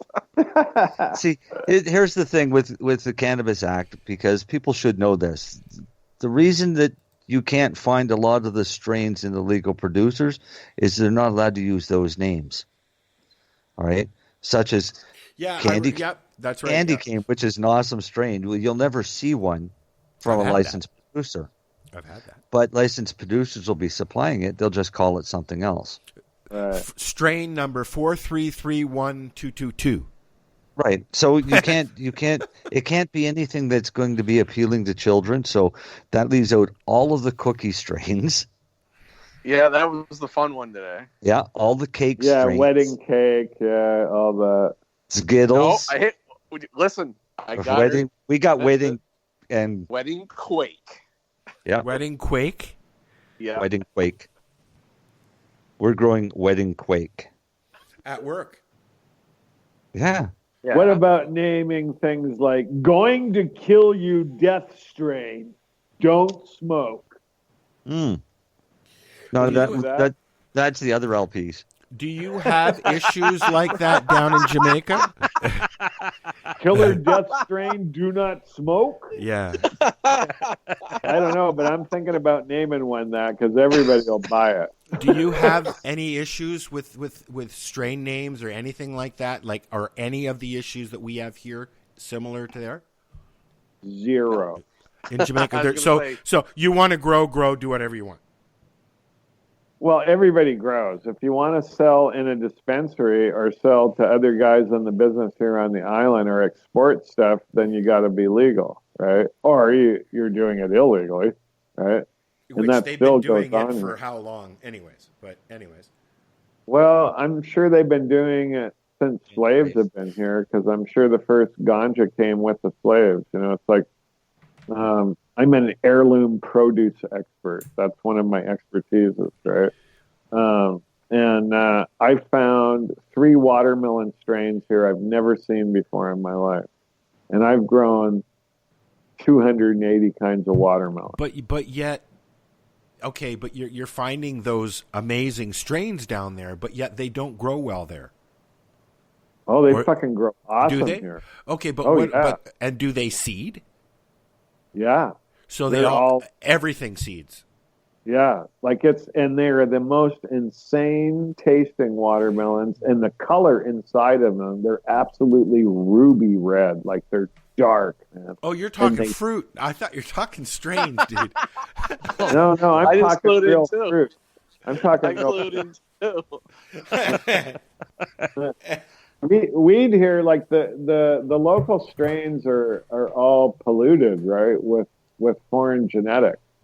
Like I have a lot of one of the things that showed up at, like, they got me 25 pounds of local seed to play with, right? And I came up with a lot of black ice and white ice, which is a very dominant strain here, and they do really good because they're resistant to all the problems that are here.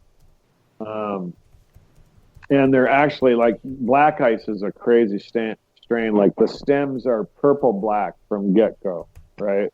And the leaves even have purple leaf margins in them, right? And it isn't a huge producer, but it is a very unique strain, and it's fucking nice to smoke. And so that's what we've done in our first couple of grows that we're doing here right now, is just the local stuff. And then there was a bunch of, like, there was like 35 phenotypes in it by the time it finished, right? And I think there was. Do you not lose potency when it seeds, though? Absolutely, you do, but sure. It depends on how hard it seeds, right? Like, we ended up with a few seeds, right? And then we had a hermaphrodite problem too, which is probably how a lot of the seed happens here, right? So how are you going to be able to control that? Are you're doing it in open air, or are you doing it in a closed area? Are you doing it in a greenhouse? we have open air. We have greenhouse that we're building, and I'm about to build a 50,000 square foot indoor on another piece of property. So you'll have 3 different ways to try it. Yeah. Absolutely. There's people doing small indoor on the island, but this will be the first big one. I actually had Wubba Clayton here. If you don't know who Wubba is, go on YouTube and search Wubba Clayton or Wubba's Weed. He's probably the most famous grower here in Jamaica. He's from Red Hill. And he's by blood mixed into 2 of the richest families on the whole island. The Isas and the Claytons are the 2 of the bigs, and then there's the Chins and the Lees, right? And the Isas own all the couples resorts. They built them from the ground up, and so Wubba has been growing for 25 years in Orange Hill, and has a sophisticated drying facility and can snap dry as shit. It comes out green, and which is hard to do here in the tropics when your humidity is always above 70% for the most part. It's hard to get that snap dry without good dehumidification. And do you have to worry about the same type of things that we do here up in Canada? Oh yeah, way beyond that. Okay.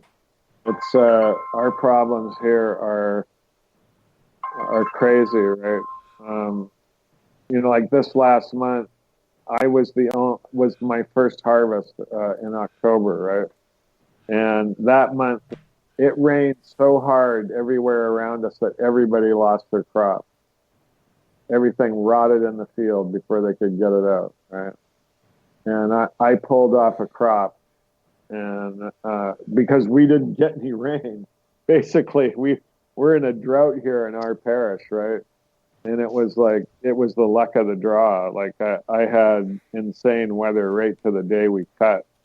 Like, it rained once during the whole frickin' time of bloom.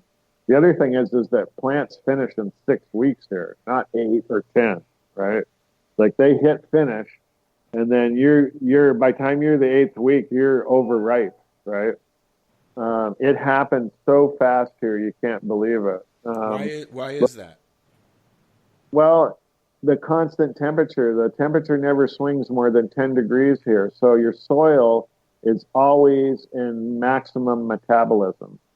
So when you get your soil set up right and you've got a feeding cycle going that is working for them, they do everything so quick that you can hardly measure the transition period from veg to pre-flower, right? It just fucking bang. All of a sudden, it's like you're 2 weeks into blooming. You go, holy fuck, you know?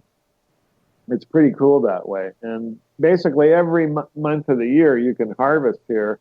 It's this time of year, the days are so freaking short that you don't get a lot of growth out of anything that's in the ground. So it's a better time to prepare the ground and expand and try to get other things in line for after the shortest day of the year, right? When it starts to increase and get ready for those cycles off then.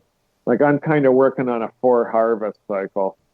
Our plant count, if I had 380 acres that I could cultivate all at once, I could use my current full plant count. But in the future, it'll take me 3 times that much to grow our full license. The reason we've been given that license is the government wants us to do an AD program here where we're training farmers. And then we buy everything they produce.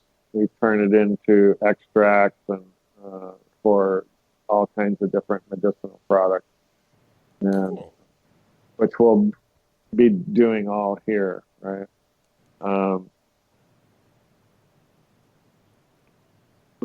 They're trying to create a system that is really inclusive, and the AD program allows a small farmer to put up a 6-foot high fence around his crop. Doesn't have to have the cameras and all the stuff that we have, and then we buy it from him, process it, pay him, give him more plants, keep him going, help him with his problems. One of the things that I'm integrating into this, and I don't know if you guys know about KNF, or Korean natural farming. Go on YouTube, put in KNF and capitals. It'll come up with a guy, Chris Trump from Hawaii, and another guy named Drake. And basically it's a style of farming that was developed for subtropical areas and tropical areas where everything you use, you make yourself. Like everything I use as a fertilizer, I make myself here. I make my own fish emulsion. I take fish in 5-gallon buckets and I layer it with brown sugar, and the osmotic pressure of the brown sugar squeezes out all the moisture, digests the meat. In 90 days, I have fish emulsion that I can use. I also use what's known as IHO or IHN or OHN, excuse me, Oriental Herbal Nutrients for plants. Any Chinese medicinal that is good for humans is good for plants.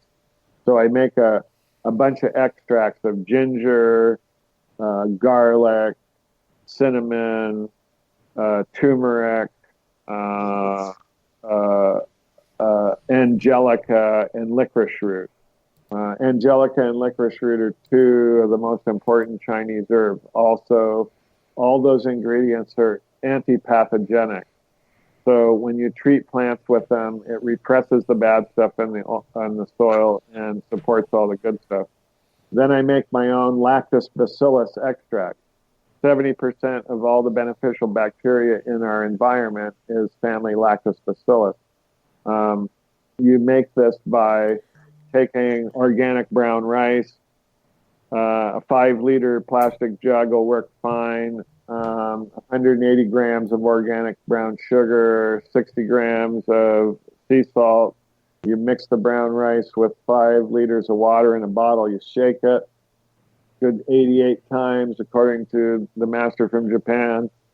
It scrubs off the lactose bacillus on the outside of the bottle rice, and then in a week it ferments, turns into pure lactose bacillus culture, which you can then drink to boost your immune system, spray on plants. Rice wine. Not quite. It's before it goes to that stage. Oh, okay. You can also do it with wash water that you age for a couple of days and you inoculate milk with, and then you get cheese, and the whey is pure lactobacillus culture. Lactobacillus for plants is, they call it the soldier or the doctor, right? When you have plants that go into severe stress, you can do a soil drench with it, spray it on the plant, or spray it on seedlings as they're coming up. You can spray it on cuts. You can soak your feet in it. You can use it to sterilize surfaces, mop your floor. You have pet odors, spray it on your pets, right? It knocks out odors instantly. The bacteria digest all those kind of odors. In Korea, they invented odorless chicken and pig farming by using the spray in the areas where the animals live. The next stage of it is you collect indigenous microorganisms, and this is done in a way that's used in mycology. They use woven palm baskets, and they par-cook rice. So you use 5 cups of water, you use 5 cups of rice, and it cooks it just to a stage before the grain is blown up.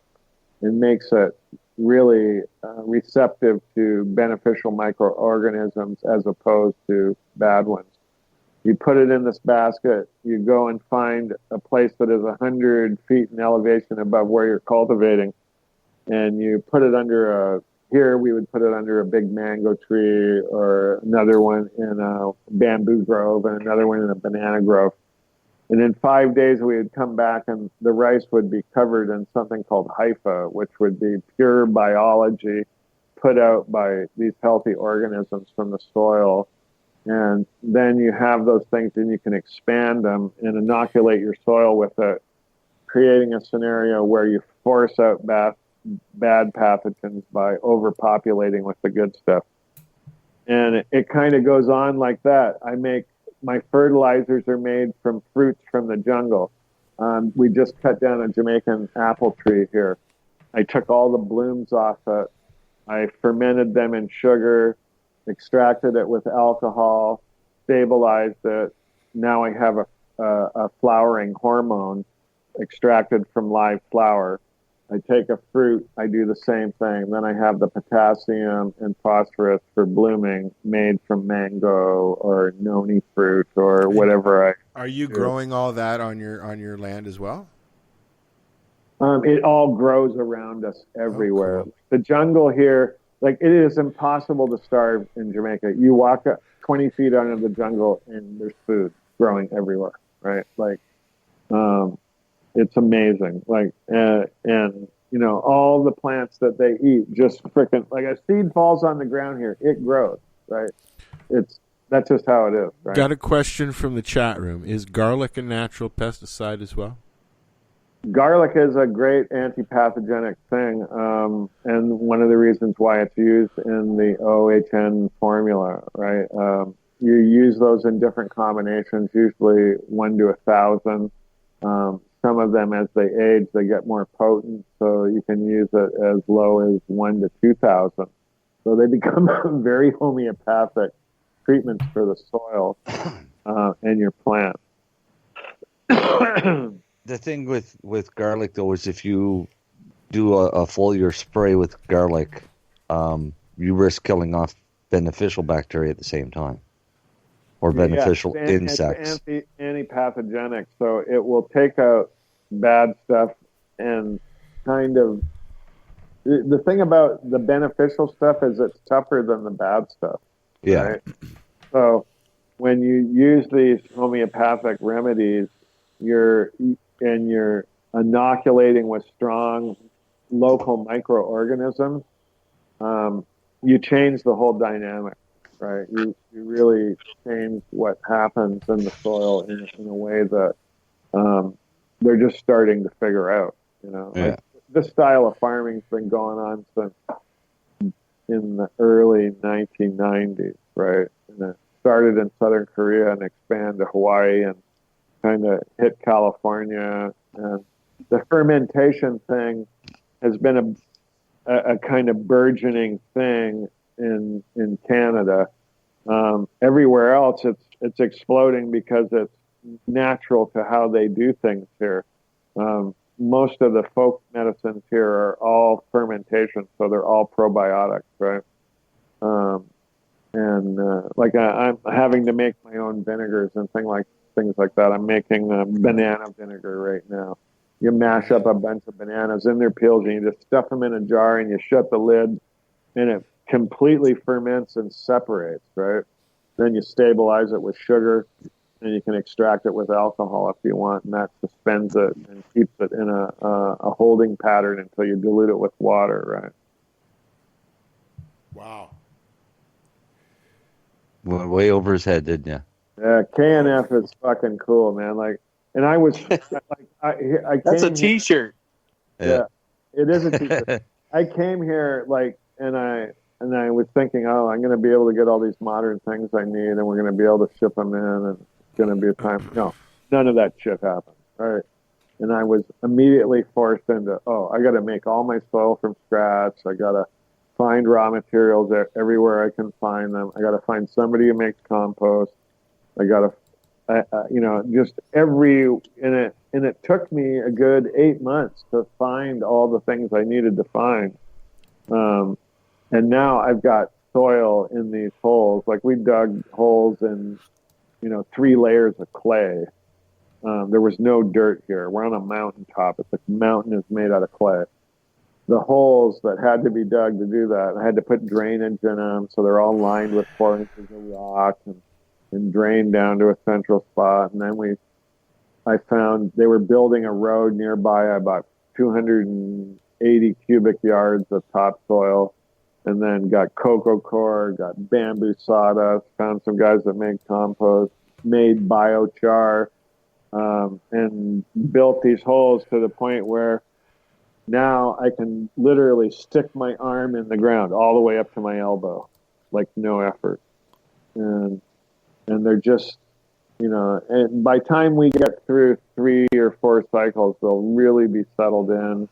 I will have, I'm experimenting with cover crop things because here in a tropical zone, you can't have bare ground. If you have bare ground, it's all going to wash away. You can get 13 inches of rain here in an hour, and it has happened, and it's freaking crazy when it happens. So you have to really adopt a lot of practices that, like cover cropping, is critical. I'm going to try to do a thing with the peanut farmers. We're actually going to grow peanuts under cannabis because they're a legume. They'll fix nitrogen, and they sprawl really good and put out rhizomes. We need stuff that will grow in the aisle. It's like you can't get ryegrass here, right?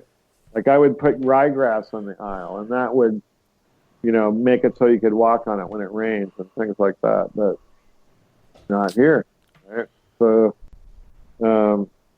it's always trying to find something that simulates what I could do in another place, Yeah,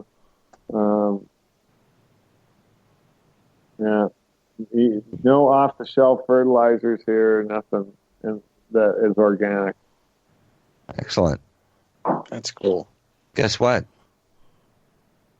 It's that time. Al. It's that time. I know. I just saw the clock. We should let these nice people go to bed. More like you want to go to bed. I'm going to a party. Yeah. There's a birthday party right outside the castle wall. Oh, there right you go. on. That's all. That's fine. That's fine. I'm just I'm looking at the CCBE Expo thing that's going on here in Toronto this week. That's what I've been doing and listening to Paul, and I always enjoy talking to you, my friend. I can't wait until you come home. It'll be fun. Otherwise, you got to come here. Yeah, well, And next time we'll make the big announcement about big change in my life. The big change in your life, yeah. Yeah, the big change. The big change that made Mary Jane leave. Oh, sorry, Mary Jane. It was excellent listening to you tonight. Excellent hanging that with you. That was cool stuff, Paul. Man. So thank you I say hi to Ira for me. I want to be on his show. Yeah, I'll set that up as soon as I find him. Excellent. All right, I love you guys. All right, this has been another edition of the 420 Radio Show. You can catch us daily at 4:20 a.m. and p.m. on the station at 420radio.ca in repeat mode. We've got 12 years of shows going on there. And we'll be back next week. Don't know what we're doing, but we'll be here. Night, guys. Yep, have a good one. Night, Paul. We off yet? Paul left. So what are you doing? Nothing. Why not? Trying to get on this Lifestyle Radio website. Sounds like a cool website. Yeah, it's alright. Oh, wait, I might have it. You might have it. You're listening to Lifestyle Radio. The opinions expressed during this show are those of the individual participants and do not necessarily reflect the opinions of their associated organizations or Lifestyle Radio. You're listening to 420radio.ca, Canadian Cannabis Radio.